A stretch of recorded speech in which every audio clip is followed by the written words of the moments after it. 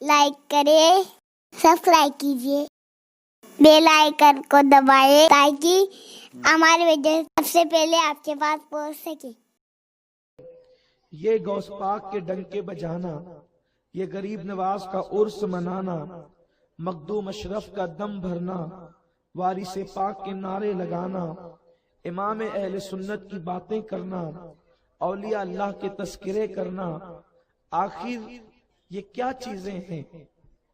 کیا ہمارے لیے اللہ کافی نہیں ہے؟ ہمارا اللہ تو وہ ہے جو کن فرما کر کائنات کو پیدا کرتا ہے۔ ہمارا اللہ تو وہ ہے جو ہمیں کھلاتا ہے، ہمیں پلاتا ہے، ہمیں جلاتا ہے، ہمیں موت عطا کرے گا۔ پھر جب ہماری ہڈیاں مٹی کھا جائے گی تو پھر اسی مٹی سے اللہ ہمیں پھر پیدا فرمائے گا۔ تو وہ اللہ جس کی شان بے مثال ہے، پھر اس اللہ تبارک و تعالی کی بات ہم کیوں نہ کریں، ہر محفل میں کریں اور اسی کی بات کریں؟ دوسروں کا ذکر کیوں غوث پاک کا ذکر، کیوں غریب نواز کا ذکر، کیوں وارث پاک کا ذکر، کیوں زندہ شاہ مدار کا ذکر، کیوں سید شادات کا ذکر، کیوں وارث دیوا کا ذکر، کیوں محبوب الہی کا ذکر، کیوں قطب الدین بختیار کاکی کا ذکر؟ یہ سب ذکر کریں گے تو اللہ سے دور ہو جائیں گے، اللہ تبارک و تعالیٰ کا قرب نہیں ملے گا۔ یہ ساری غلط فہمیاں آپ کے دل و دماغ میں ہیں۔ دیکھو، اگر یہی بات ہے کہ اللہ ہی اللہ کرنا ہے تو پھر اللہ تبارک و تعالیٰ نے قرآن مقدس میں یہ کیوں فرمایا، یا ایھا الذین آمنوا اتقوا اللہ وابتغوا الیہ الوسیلہ؟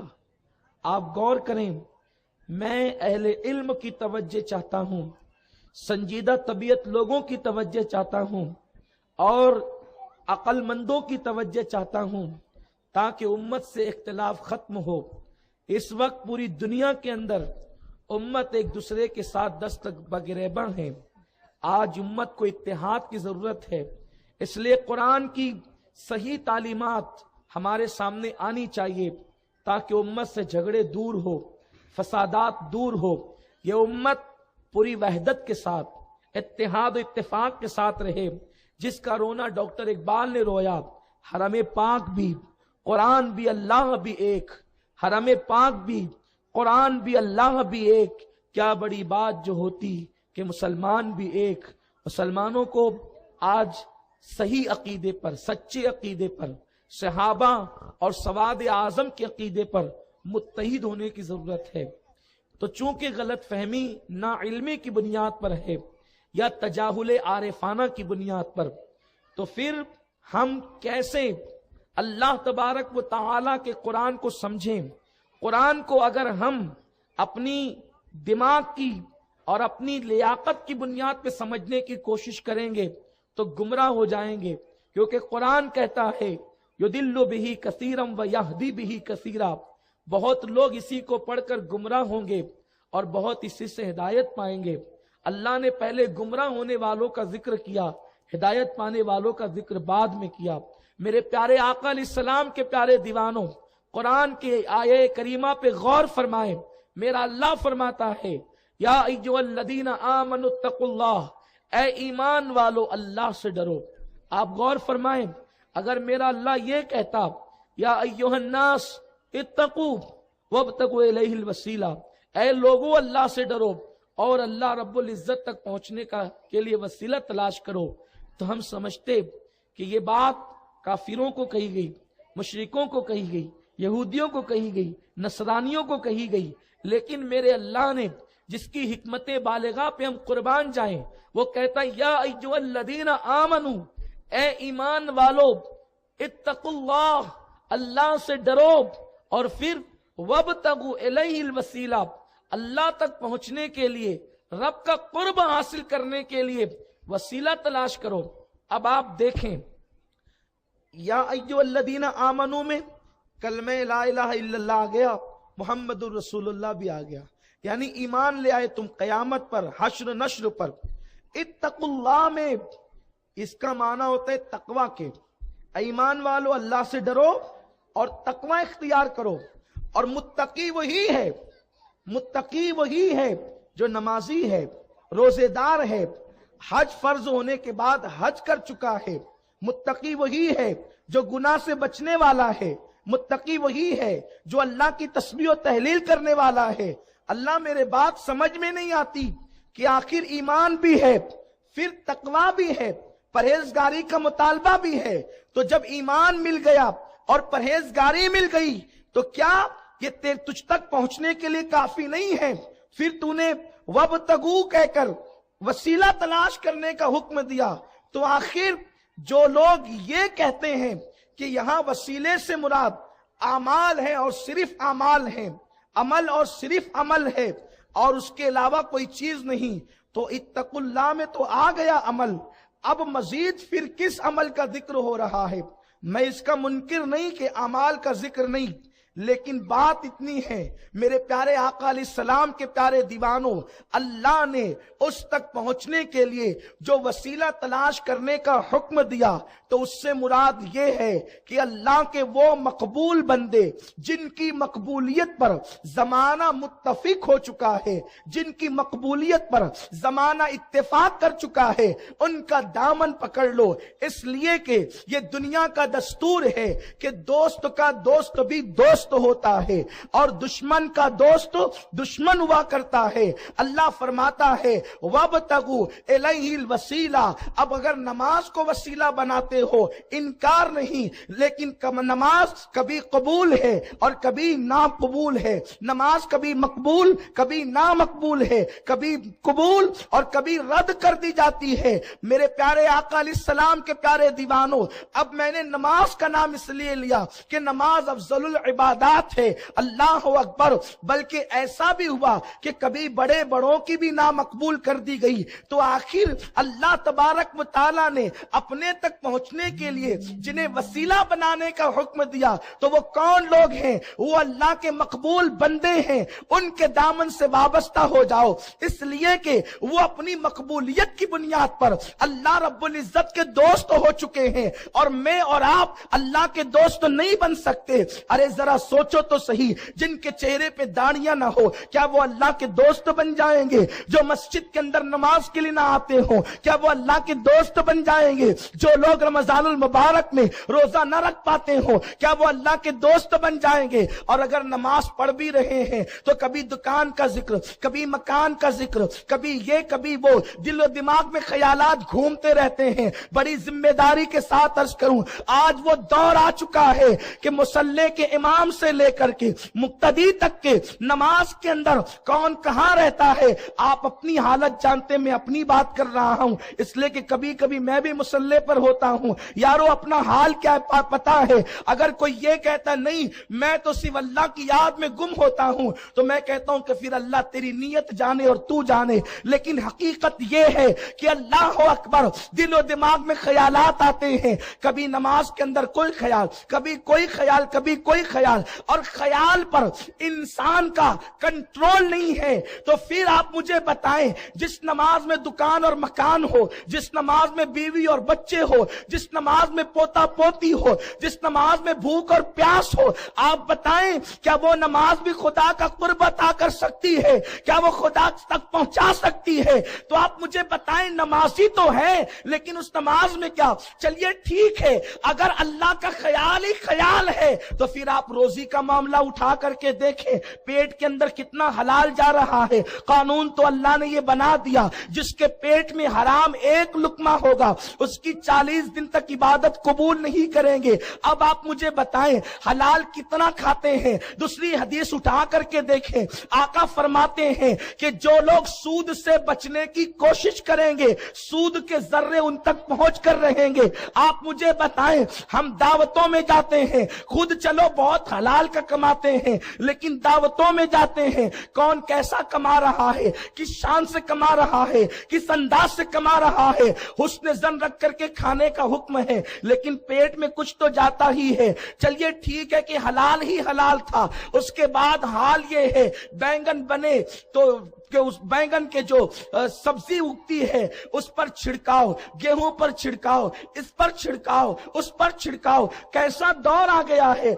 जमाना कैसा आ गया है, कहीं से कहीं तक के आप देखें बीमार पड़े तो दवाइयों के अंदर अल्कोहल। इंसान आज कौन अल्कोहल वाली दवा नहीं खाता? आप मुझे बताएं कि जिसके पेट के अंदर डायरेक्ट या इनडायरेक्ट किसी तरह शराब जा रही हो। अभी मैं हलाल और हराम की तहकीक नहीं पेश कर रहा हूं, लेकिन बात इतनी है, अल्लाह तक पहुंचोगे कैसे? जिस नमाज के अंदर हलाल नहीं वो नमाज अल्लाह तक पहुंचा नहीं सकती। जिस रोजे के अंदर लअल्लकुम तत्तकून का जलवा नहीं वो रोजा अल्लाह तक पहुंचा नहीं सकता। जिस हज के अंदर तकवा नहीं वो हज अल्लाह तक पहुंचा नहीं सकता। जिस ज़कात में रज़ाए इलाही नहीं वो रज़ाए वो ज़कात अल्लाह तक पहुंचा नहीं सकती। तो आज के दौर में अल्लाह तक पहुंचना बड़ा मुश्किल हो गया। इसीलिए मौलाना कह रहे थे दूर इतना है कि पा नहीं सकते, करीब इतना है नहनु अक़रबु इलैहि मिन हब्लिल वरीद, वो हमारी जानों से ज्यादा करीब।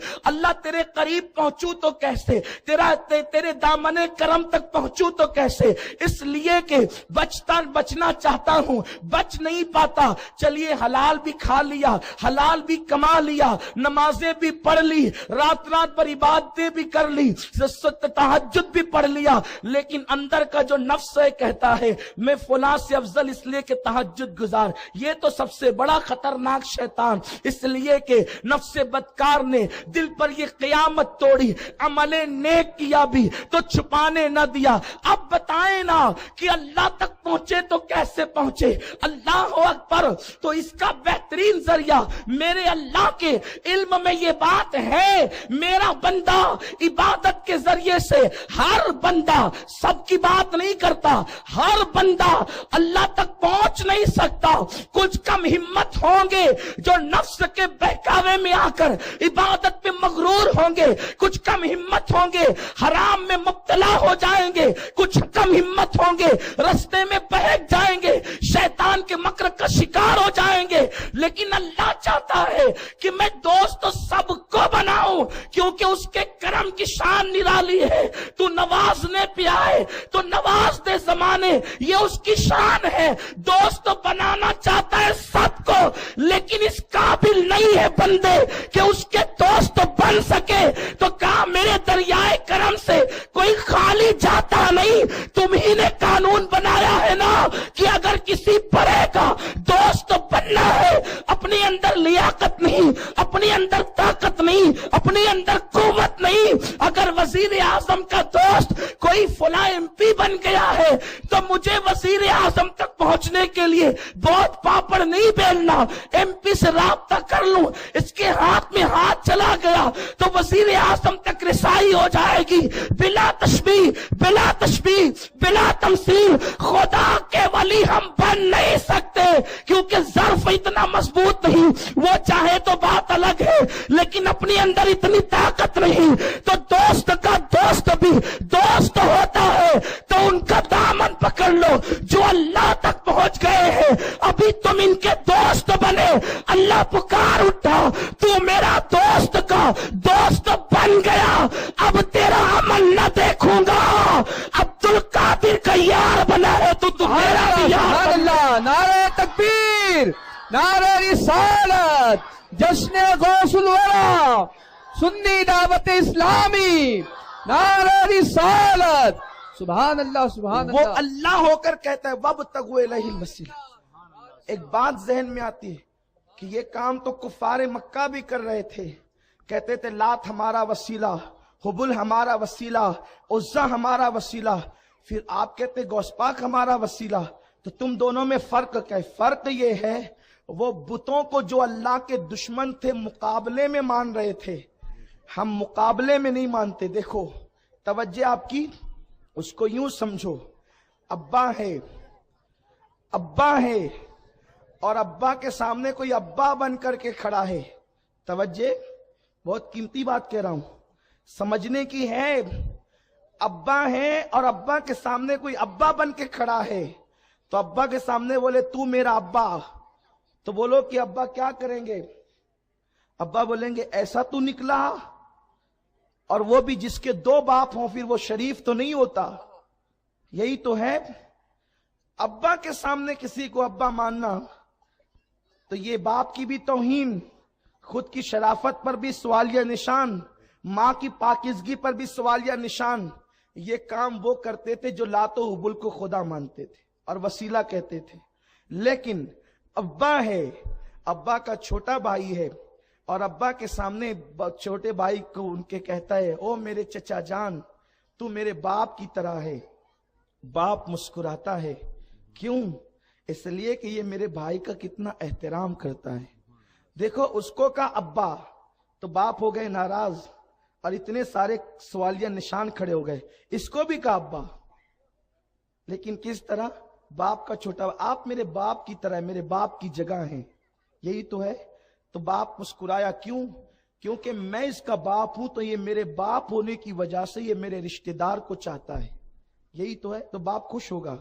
باپ کی بہن کو پھوپھی بول کر کے پکارا تو میری ماں کی جگہ پر ہے تو باپ خوش ہوگا کہ یہ میری وجہ سے میری بہن کو چاہتا ہے. باپ کی ماں کو کہا دادی اماں آپ بڑی اچھی ہے، میرے لیے دعا کر دیں. باپ خوش ہوا کہ یہ میری وجہ سے میری ماں کو بھی چاہتا ہے. بتائیے اگر جتنے رشتے بڑھتے جائیں گے باپ کی خوشی اتنی بڑھتی جائے گی. کیوں؟ کیونکہ وہ باپ کے رشتے دار ہیں. تو جس کے دل میں باپ سے جتنا پیار ہوگا وہ باپ کے رشتے داروں سے اتنی محبت کرے گا. یہی تو قانون ہے، یہی تو طریقہ ہے. بلا تشبیہ اور بلا تمثیل. اللہ کا کوئی رشتے دار نہیں، لیکن اللہ نے بھی کچھ اپنے رشتے بنا رکھے ہیں. جیسے تمہارے میرے رشتے ویسے اس کے رشتے نہیں ہیں. اس کے رشتے رشتہ محبت ہے، اس کے رشتے رشتہ معرفت ہے، اس کے رشتے رشتہ ولایت ہے، اس کے رشتے رشتہ قطبیت ہے، اس کے رشتے رشتہ ابدالیت ہے، اس کے رشتے رشتہ نبوت ہے، اس کے رشتے رشتہ رسالت ہے، اس کے رشتے رشتہ عارفین ہے. یہ سارے اس کے رشتے ہیں اور ہر اعتبار سے وہ اللہ کے قریب ہے. کوئی کتنا، کوئی اتنا، کوئی اتنا. وہ اللہ رب العزت نے جس کو جتنا چاہا قرب عطا کیا. تو اب ہم جو غوث پاک کو مانتے ہیں جیلان کا ہونے کی وجہ سے نہیں، کیونکہ جیلان میں تو بہت پیدا ہوئے مر گئے، ان کے نام بھی ہمیں پتا نہیں ہے. غوث پاک کو جیلانی ہونے کی وجہ سے نہیں مانتے، غوث پاک کو بغدادی ہونے کی وجہ سے نہیں مانتے، غوث پاک کو مدرسہ قادریہ کا طالب علم اور اس کے بعد مدرس ہونے کی وجہ سے نہیں مانتے. غوث پاک کو جو مانتے ہیں وہ اللہ کا ولی ہونے کی وجہ سے مانتے ہیں. ہمارا رشتہ صرف اللہ سے ہے.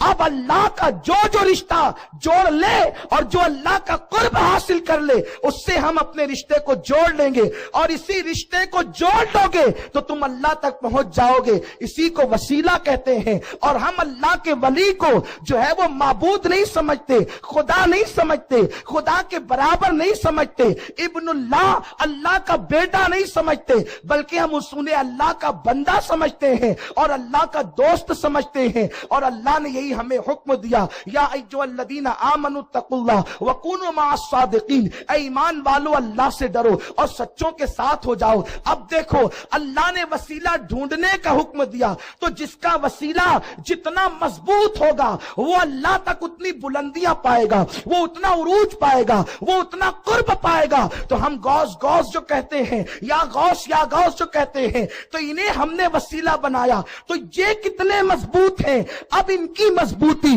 ان کا مقام، ان کا مرتبہ اللہ کی بارگاہ میں کیا ہے وہ ذرا دیکھیں. بہجت الاسرار شریف کتاب غوث پاک کی زندگی پر ہے جس پر سارے مکاتب فکر کے لوگ متفق ہیں کہ سب سے معتبر کتاب غوث الاعظم کی زندگی پر بہجت الاسرار ہے.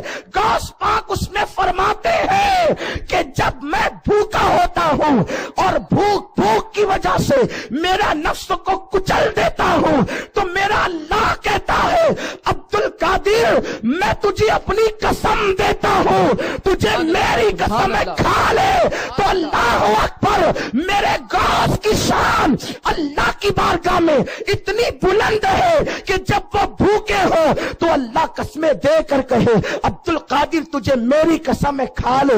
اسی کو حضور سیدی اعلی حضرت کہتے ہیں قسمیں دے دے کے کھلاتا ہے پلاتا ہے تجھے, قسمیں دے دے کے کھلاتا ہے پلاتا ہے تجھے, پیارا اللہ تیرا چاہنے والا تیرا.